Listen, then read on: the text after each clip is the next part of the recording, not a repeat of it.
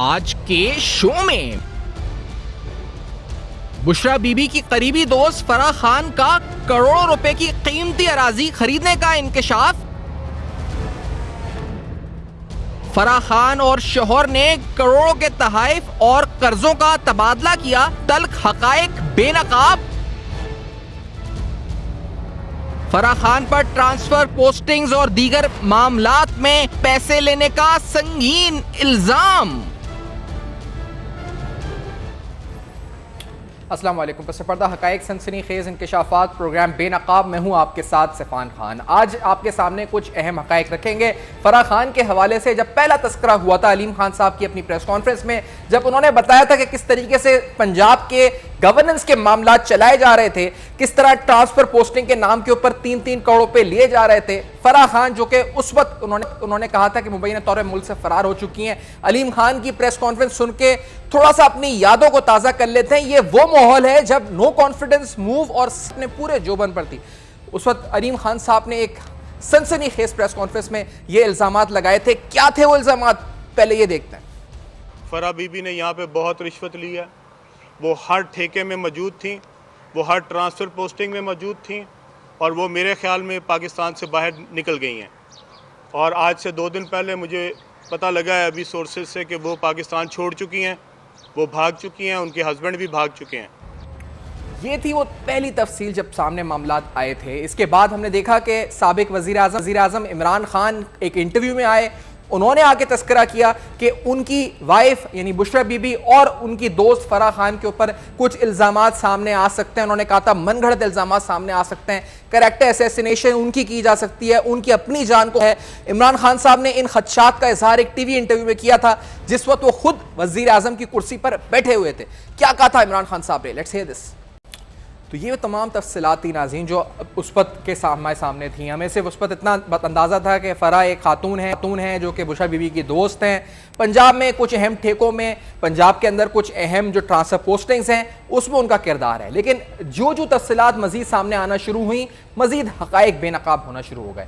मेरे सामने मौजूद उनकी तमाम टैक्स रिटर्न, ना सिर्फ उनके असासाजात बल्कि उनकी अपनी सिस्टर के असासाजात, फराह खान की अपनी सिस्टर के असासाजात, उनके भाई के असासाजात, उनके अपने शोहर के असासाजात, उनके अपने ससुर के असासाजात की तफसीलात हैं। फ़खर दरानी साहब की भी एक स्टोरी आई, उनसे भी गुफ्तगू होगी प्रोग्राम में, जिसमें उन्होंने बताया कि किस तरह इन तमाम असासों के अंदर हमने देखा पाकिस्तान तहरीक इंसाफ के दौर में इजाफा हुआ। इस इजाफे पर सवाल उठाएंगे और क्या मौजूदा हुकूमत इस हवाले से कोई तहकीकात करने जा रही है, इस पर भी सवाल उठाएंगे।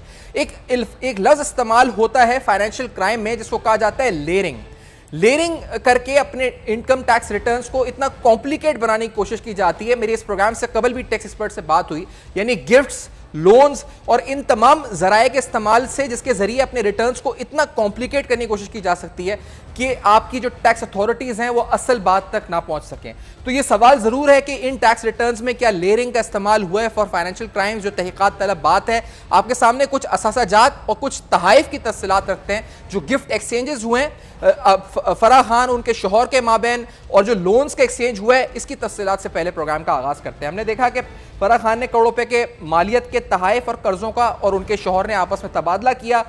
मज़कूरा तहाइफ करोड़ों की तादाद में बताए जाते हैं जिनका तबादला आपस में हुआ। उनके ख़ानदान के असासों के अंदर भी और दस्तावेज़ात से साबित होता है कि गैर मामूली इजाफा हुआ। उनकी ये दौलत और जायदादें जो उनकी एलानिया ज़राए आमदन है उससे भी मुताबिकत नहीं रखते। फराह खान और उनके शोहर ने एक जो एमनेस्टी स्कीम साल 2019 में आई थी उससे भी इस्तिफादा हासिल किया था। 2019 में टैक्स एमनेस्टी स्कीम के तहत 32 करोड़ 87 लाख रुपए जाहिर किए गए थे, जबकि एहसन इकबाल जमील जो कि फराह खान के शोहर हैं उन्होंने इस स्कीम के तहत 2 करोड़ रुपए जो है जाहिर किए थे, यानी 2 करोड़ रुपए का जो काला धन था उसको सफेद किया था। ये 2019 की टैक्स एमनेस्टी स्कीम की बात हो रही है।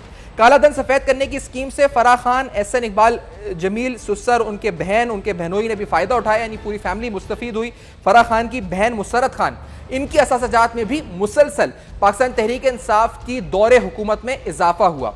फराह खान की बहन मुसरत खान ने 5 मल्ला पर मुश्तमिल 15 रिहायशी प्लॉट्स लाहौर में और 2 कनाल के 3 रिहायशी प्लॉट्स डीएचए के मुख्तलिफ फेजेस में हासिल किए।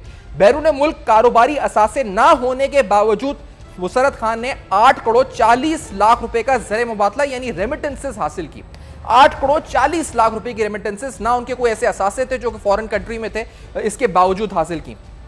मुसरत खान का मौक़िफ़ यह है कि उनके तमाम असासे एलानिया हैं और ज़राए आमदन जो इन्होंने बताया कि कानूनी है। इसके अलावा अगर आपको आगे बताएं तो फराह खान के ससुर चौधरी मोहम्मद इकबाल जो कि कह चुके हैं कि उनका फराह खान से कोई ताल्लुक नहीं है। उन्होंने 2020 में अपने पोते से गुजरावाला में 248 कनाल कीमती अराजी हासिल की। चौधरी मोहम्मद इकबाल के 1 करोड़ रुपए जो उनकी कीमत लगाई फी मल्ला कीमत थी, उनके असासों में भी तकरीबन 10 करोड़ रुपए का इजाफा हुआ। तहम चौधरी मोहम्मद इकबाल ने कहा है कि मज़कूरा अराजी इनहेरिटेंस में उनको अपने वालिद से मिली थी, उन्होंने आगे अपने पोतों को दी और उनके पोते ने उनको वापस कर दी। इस सारी तफसीलात के हवाले से समय पहले एमनेस्टी स्कीम के हवाले से आपको बताते चलें कि फराह खान के शौहर कुछ दिन कबल एक टीवी इंटरव्यू में आए। इस प्रोग्राम में भी हमने कोशिश की थी कि उनसे बात की जा सके, अपना मौक़िफ़ दे सके, ये प्लेटफॉर्म हाजिर है। लेकिन एक टीवी इंटरव्यू में जब उनसे पूछा गया, शहजाद इकबाल साहब ने पूछा था कि एमनेस्टी स्कीम से आपने फायदा उठाया, आपको इस बारे में इल्म है, तो एमनेस्टी स्कीम के हवाले से एहसन जमील गुजर ने क्या कहा था, लेट्स हियर दिस। दूसरा नाम जो आपने इस पूरे मामले में सुना स्टोरी के अंदर है वो चौधरी मोहम्मद इकबाल का है, जिनका ताल्लुक बजाते खुद नून लीग से है।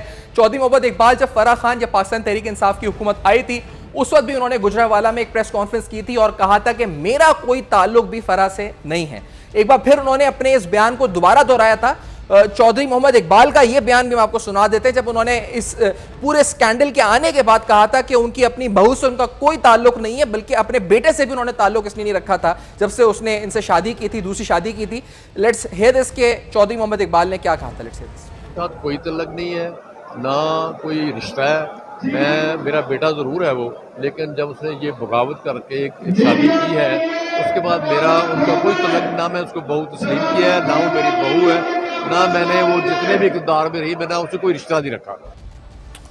इसी तरह से और अहम तरीन सवालात जो उनके टैक्स रिटर्न में साबित हुए और जो सवालात उठे उसमें कुछ सवालात कंसीलमेंट के हवाले से भी हैं, यानी कुछ ऐसे असासे जो कि उनके हैं लेकिन उन्होंने जाहिर नहीं किया। जिस तरह तकरीबन 19 गाड़ियों का एक तस्करा सामने आ रहा है जो उनके नाम पर रजिस्टर्ड है एक्साइज के रिकॉर्ड्स में, लेकिन उनके टैक्स रिटर्न्स में वो नहीं है, मौजूद नहीं है। इन 19 गाड़ियों के हवाले से जब उनके शौहर से यह सवाल एक टीवी शो में पूछा गया था तो उन्होंने इन 19 गाड़ियों की मिल्कियत पे कहा था कि हाँ वो 19 गाड़ियां रखते हैं और इसमें उन्होंने कहा कि कोई भी गलत बात नहीं है अगर 19 गाड़ियां उनके नाम पर हैं। लेट्स हियर दिस के उन्होंने क्या कहा था एहसन जमील साहब ने।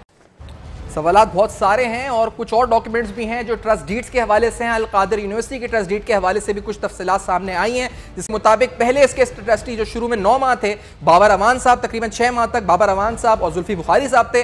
फिर इस यूनिवर्सिटी की ट्रस्टी जो कि कहा गया कि ज़मीन भी एक business tycoon real estate tycoon Malik Riaz साहब से ली गई थी, इसकी जो ट्रस्टी के तौर पर फराह खान ही, ये इन्हीं शख्सियत जो फराह खान है जिनके नाम के चर्चे हो रहे हैं कि यहाँ से मुल्क से जा चुकी हैं, जिन्होंने मुबैना तौर पर बहुत से असासे बनाए तहरीक इंसाफ के दौरे हुकूमत में, तो वो डॉक्यूमेंट्स और एविडेंसेस भी हम आपको प्रोग्राम में दिखाते हैं जिन डॉक्यूमेंट्स के मुताबिक किस तरह ये ट्रस्टी के तौर पर बतौर फराह खान का नाम इन ट्रस्टीज में आया।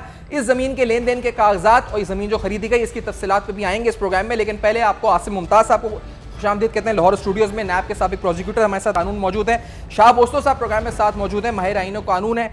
इनकम टैक्स पे भी आपसे जरूर बात होगी, उस्तो साहब से दोनों को खुशामदीद कहते हैं। फ़खर दुरानी साहब भी प्रोग्राम में साथ होंगे, सीनियर साफ़ी हैं। आसिम मुमताज साहब पहले ही बताएगा कि किसी के भी जो असासे हैं 3 या 4 साल में अगर 23 करोड़ से 1 अरब के आसपास पहुंच जाते हैं और उसकी नॉन सोर्स ऑफ इनकम यानी जो डिक्लेयर्ड है एनुअल सोर्स इनकम वो तकरीबन 50 लाख रुपए सालाना यानी एनुअल इनकम ज़्यादा से ज़्यादा 5 मिलियन डिक्लेयर हुई है।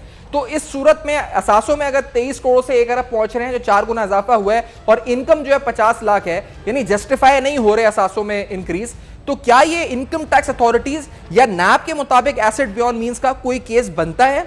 आसिम मुमताज।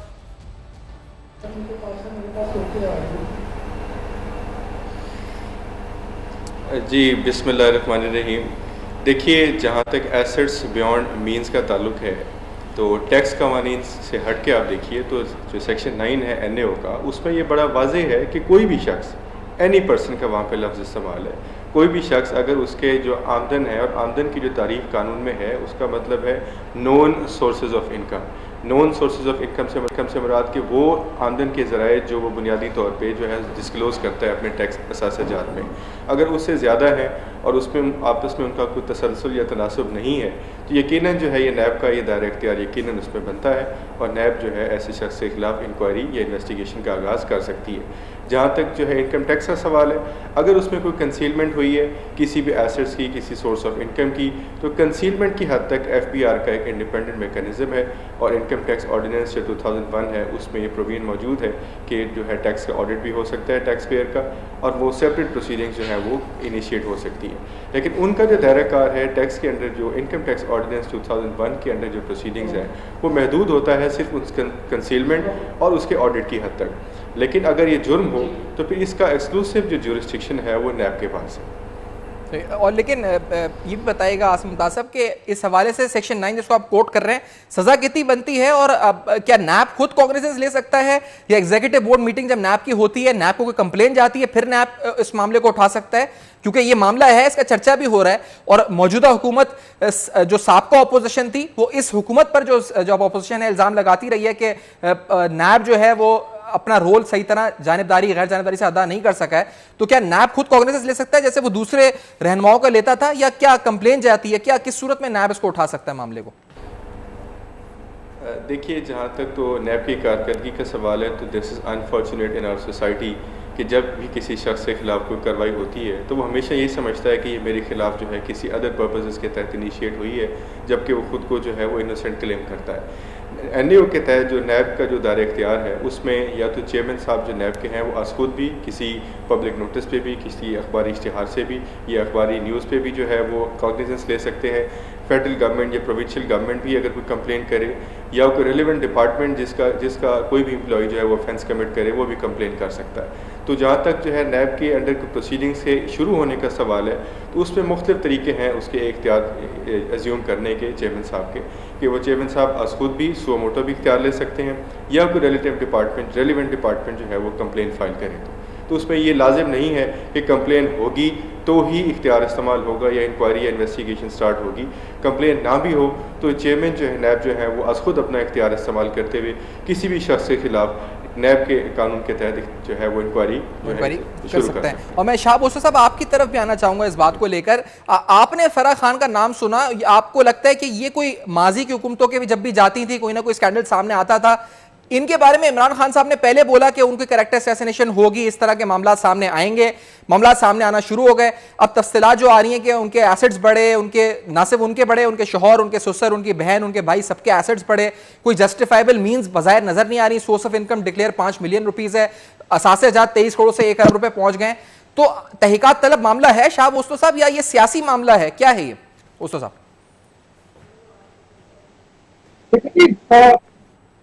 यहाँ पे तो इस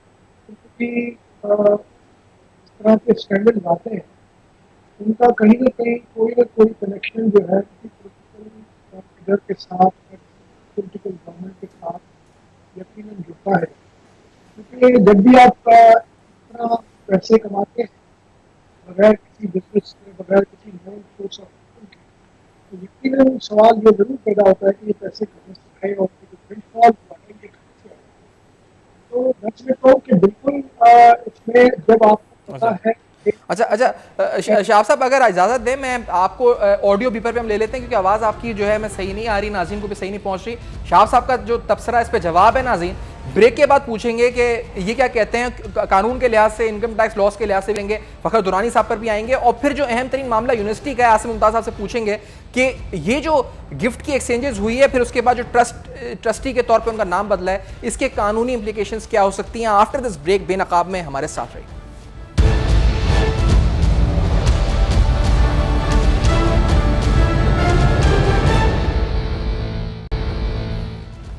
वेलकम बैक, आप देख रहे हैं बेनकाब, और आज बेनकाब में तफसीलन अहम तरीन सवालात, वो सवालात जो कि इमरान खान साहब दूसरों की पार्टियों पे उठाते थे, आज उनकी अपनी जमात, उनकी अपनी गवर्नेंस और उनके अपने घर के ऊपर उठना शुरू हो गए।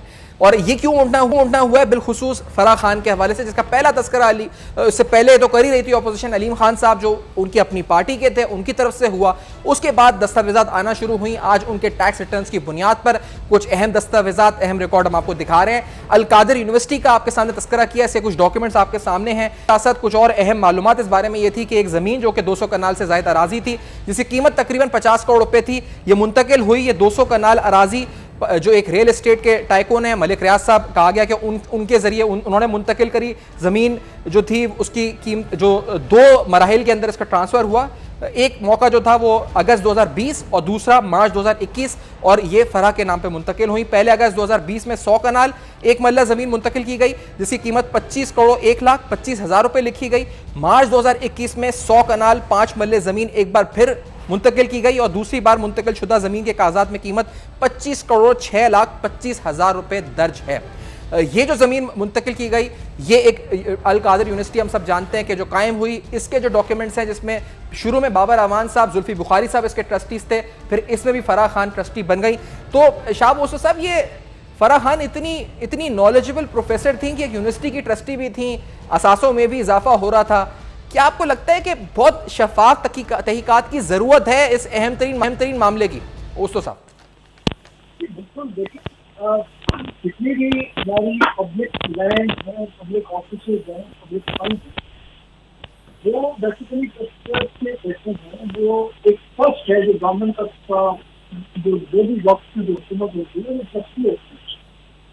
सवाल ये पैदा होता है कि ये इतना अचानक ये जो वेल्थ जो है उनकी हुई है, दुनिया का वकील जो नजर आ रहे हैं, वो कहाँ से आए, और इनकी इतनी क्लोज एसोसिएशन रही है बिकरा बीवी के साथ, और इमरान खान साहब खुद कहते हैं कि मेरी बीवी की दोस्त थी। तो सवाल तो पैदा होते हैं। और फिर आपको याद होगा कि जब ये गवर्नमेंट का वोट ऑफ नो कॉन्फिडेंस का फैसला शुरू हुआ, तो ये फराह बीवी जो है अपने मियां के साथ वो मुल्क छोड़ के चले गए। यही मैं सोचता हूँ कि एक सवाल पैदा करता है कि अगर आपका सारे एक्सेस आपके जो है वो क्लीन है और आप स्टैंड कर सकती है उनका कोर्ट ऑफ इंडक्शन, तो उसको जाने की क्या जरूरत है? आप आए पेश कर, और इमरान खान साहब को सबको कहते हैं कि वो चोर थे और भाग गए जाती, उनको कैसे उन्होंने भागने दिया? अगर इमरान खान साहब खुद मानते हैं कि उनकी वाइफ के साथ उनकी कोई एसोसिएशन थी, तो इमरान खान साहब को नहीं, आप बैठे और आप जवाब दें ताकि लोगों में शक व शुबा पैदा हो। फिर आखिर ये जो खुद इमरान खान की अपनी पार्टी के लोग, जैसे अलीम खान साहब ने प्रेस कॉन्फ्रेंस में कहा जी कि ये जो है सारे काफी लोग करवाते थे, यही बात काफी अच्छे से हम सुन रहे थे मीडिया के लोगों की जुबान से और अपोजिशन की तरफ। तो सवाल तो नहीं पैदा होते, और सच में इमरान खान साहब का देखिए मुद्दा ही यही है, उनकी कोई डायरेक्शन ही यही है, नैरेटिव ही यही है कि साफ सुथरा हुकूमत होनी चाहिए, करप्शन को भी खत्म कर देंगे, घर से उखाड़ देंगे। लेकिन इसको बताएं कि इनकी हुकूमत में जो कुछ हुआ और उससे पहले जो कुछ होता रहा, क्या फर्क है? तो इमरान खान साहब ने जो अपने तौर पर कोशा खाना से जो बात नहीं है, पहले नहीं कहता कि वो लेकिन ओसो साहब इस पे तोशा खाना के अलावा ये जो मामला है, इसमें तो जो इनके शौहर जवाब दे चुके हैं कि अगर हमने एमनेस्टी ली है तो वो कानूनी थी, खिलाफे कानून कुछ नहीं था। इसी तरह अगर हमारे पास 19 गाड़ियां हैं तो वो गाड़ियां जो हैं हमने रखी हुई हैं, इसमें क्या गैर कानूनी है गाड़ियां रखना? हाँ, वो गाड़ियां टैक्स रिटर्न्स में उन्होंने शो नहीं की हुई, और अगर उनके असासाजात में इजाफा हुआ है, वो कहते हैं 23 करोड़ से 97 करोड़ पे फर्क है, तो कहते हैं हमने डिक्लेयर तो किया है, तो वो कह रहे हैं इसमें खिलाफे कानून काम क्या हुआ है अगर हमारे 23 करोड़ से 97 करोड़ असासे हो गए? ओसो साहब, देखिए, मैं समझता हूँ कि एमनेस्टी का जो लिफाफा पे इस मुल्क में जो एक हर 5 साल के बाद दरवाजा खोला जाता है, उसका मकसद यही होता है कि अपने रुकका को, अपने एसोसिएट्स को, अपने जो रिश्तेदार हैं उनको एक मौका दिया जाए, क्योंकि वो पब्लिक ऑफिस होल्डर्स नहीं है, ब्यूरोक्रेट्स नहीं है, वो पॉलिटिकल ऑफिस होल्डर्स नहीं है, इसलिए उनको तो आराम से आप एक मौका देते हो 2% टैक्स पे करके, और वो अब दूध से गिर जाते हैं। तो अब अगर इमरान खान ने भी वही किया जो पहले उससे जरदारी साहब और शहीद खानदान करते थे, तो ये अपने आप को उनसे कैसे करते? और दूसरा ये कि जो एमनेस्टी में उन्होंने पैसे बाई किए हैं, कम से कम ये लोगों को तो बताएंगे कि वो कैसे आए कहाँ से। ठीक है, आपने डिक्लेयर नहीं किया वो एक अलग बात है, डिक्लेयर ना करना एक अलग बात है, लेकिन सोच तो फिर भी आप बताओ ना। लीगली तो आप दायरा आपसे कोई नहीं पूछ सकता, एमनेस्टी में आपको बिल्कुल। अच्छा, और ये जो मामला है, ये जो मामला है जैसे फरज शहजादी के नाम ट्रस्टी और ये जो अल-कादिर यूनिवर्सिटी वाला है, आसिम मुमताज साहब आपसे भी पूछना चाहूंगा, being the wife of prime minister, being a trustee, अगर बुशरा खान का भी उस पर नाम है, फिर इसके अलावा अगर इमरान खान साहब खुद भी ट्रस्ट के चेयरमैन है, बीइंग अ प्राइम, इसमें कोई और उनकी जो दोस्त है उनकी अहलिया की अगर वो उसकी ट्रस्टी बन जाती है, क्या ये कॉन्फ्लिक्ट ऑफ इंटरेस्ट का सवाल आता है कि आप प्राइम मिनिस्टर हैं और आप एक रियल एस्टेट टाइकून से जमीन ले रहे हैं, फिर आप उसको यूनिवर्सिटी के तौर पे बना रहे हैं? Is it conflict of interest according to legal language? इखलाकी तौर पे, सियासी तौर पे नहीं, कानूनी तौर पर क्या ये कॉन्फ्लिक्ट ऑफ इंटरेस्ट के जुमरे में आता है? आसिम मुमताज साहब जी देखिए, यकीनन एक बात मैं पहले आपको बताता चलूँ, जितने भी कवानीन हैं पाकिस्तान में या अदरवाइज़ भी बाकी ममालिक में भी, हमेशा कानून में उसकी पर्टिकुलर प्रोविजंस की एप्लीकेशन की एक्सेप्शंस और लिमिटेशंस हुआ करती हैं। जो कॉन्फ्लिक्ट ऑफ इंटरेस्ट की आपने बात की, यकीनन देखा यह जाना है कि आया जिसको आप ट्रस्टी बना रहे हैं, क्या वो कहीं उसका इमीडिएट बेनिफिट तो नहीं कनेक्टेड है उस शख्स के साथ या उस इदारे के साथ जिसका आप उसे ट्रस्टी बना रहे हैं? तो यकीनन यहाँ पे ये सवाल उठता है कि क्या जो फरा साहिबा हैं उनका इंटरेस्ट क्या था, उनकी कनेक्टिविटी क्या थी और उनका बोर्ड ऑफ ट्रस्टीज़ में नाम देने का जो है असल मकसद क्या था? ना उनकी कोई अहलियत मैं समझता हूँ ऐसी है, ना उनकी कोई अदरवाइज़ कोई एकेडमिक क्वालिफिकेशन ऐसी है, ना कोई एक्सपर्टीज़ है कि जिसकी वजह से उन्हें बोर्ड ऑफ ट्रस्टीज़ में जो है नॉमिनेट किया जाता। और अगर उनकी कनेक्टिविटी है प्राइम मिनिस्टर की वाइफ के साथ, तो इससे इंडिकेशन तो ज़रूर मिलती है कि उनका कॉन्फ्लिक्ट ऑफ इंटरेस्ट है और उनका जो है ट्रस्टी रहना और एज ए ट्रस्टी अपने इख्तियार को इस्तेमाल करना वो शायद किसी कोई पब्लिक ऑफिस तो नहीं था ना आसिम मुमताज साहब के? अगर उसमें अगर वो अपॉइंट हुई हैं तो मेरिट पे हुई हैं या नहीं हुई हैं? अब बात तो सही कह रहे हैं, जैसे अल-कादिर यूनिवर्सिटी है वो कहा गया रूहानियत पे यूनिवर्सिटी है, तो फराह खान ना रूहानियत पे उन्होंने कोई PhD तो की नहीं थी, ना वो, मुझे नहीं पता क्या पता हो, लेकिन वो किस हिसाब से ट्रस्टी बनी वो बात तो ठीक है, लेकिन एक ट्रस्ट है, वो उसकी ट्रस्टी बनाया, बुशरा खान साहिबा ने उनको बना दिया, कानूनी तौर पर भी ये गलत है क्या? ये देखिए, खाली ट्रस्ट क्रिएट करना कानून में गलत नहीं है। मैं आपको पहले भी मैं वजाहत कर चुका हूँ कि ट्रस्ट के मकासद को देखा जाना है और उस ट्रस्ट के मकासद को पूरा करने के लिए किसी भी शख्स को आप अपॉइंट करते हैं, उस शख्स की एलिजिबिलिटी की और इमीडिएट कनेक्टिविटी को देखा जाना है। अगर ये पैरामीटर्स जो हैं वो पूरे होते हैं तो फिर तो ट्रस्ट मैं समझूंगा कानून में ठीक है, और अगर पैरामीटर्स पूरे नहीं होते फिर यकीनन मैं ये कहूँगा कि यहाँ पे कोई थर्ड फैक्टर या थर्ड एलिमेंट जो है वो प्रिवेल करता है कि जिस वजह से आप अपने किसी इमीडिएट या क्लोज कनेक्शन में से किसी शख्स को जो है या मनपसंद अफराद को बतौर ट्रस्टी नॉमिनेट। फिर कौन कॉग्निजेंस ले सकता है इसका? नैब ले सकता है कॉग्निजेंस इसका? कौन ले सकता है? किस कानून की खिलाफ वर्जी है और उसके कॉग्निजेंस कौन लेगा? देखिए, ये डिपेंड ही करेगा कि कौन से कानून की खिलाफ वर्जी हुई है। अब अगर तो नैब के कानून की खिलाफ वर्जी है, फ़र्ज़ कर लें अब इसमें अगर कोई पब्लिक ऑफिस होल्डर है, और अगर इवन अब तो खैर कानून इस पर बहुत वाज़ेह है, बहुत से प्रेसिडेंट्स इस पर अदालती मौजूद हैं कि एनी पर्सन का जो वर्ड है हमारे सेक्शन 9 जो NAO 1999 में, उसका मतलब है कि कोई भी शख्स इवन अगर वो पब्लिक ऑफिस होल्डर नहीं भी है तो भी वो नैब के दायरे इख्तियार से मुबर्रा नहीं है। ऑल दो कि अब जो रिसेंट अमेंडमेंट 2021 में आई जो कि अभी इन फील्ड है, उस अमेंडमेंट में प्राइवेट जो पर्सन को नैब के दायरे इख्तियार से निकाल दिया गया, बट स्टिल जो है वो दायरा इख्तियार इस कदर नहीं है कि एक्सक्लूसिवली या ऑल टुगेदर किसी को आप आउट कर दे नैब के डोमेन से।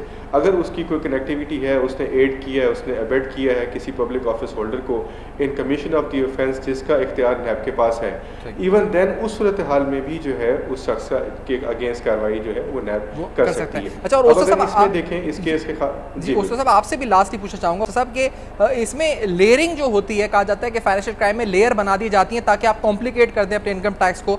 यहाँ पर तोहफे तहाइफ का बहुत सिलसिला है, कर्जों का सिलसिला है। जो फरा है अपने शौहर एहसन जमील को एक 50 मिलियन का एक तोहफा देती हैं, 145 बिलियन का एक लोन है, उसके बाद 7 करोड़ 90 लाख के एक तहाइफ एहसन जमील के हैं जिसके बारे में कोई बताया नहीं कि कहाँ से आए कैसे आए।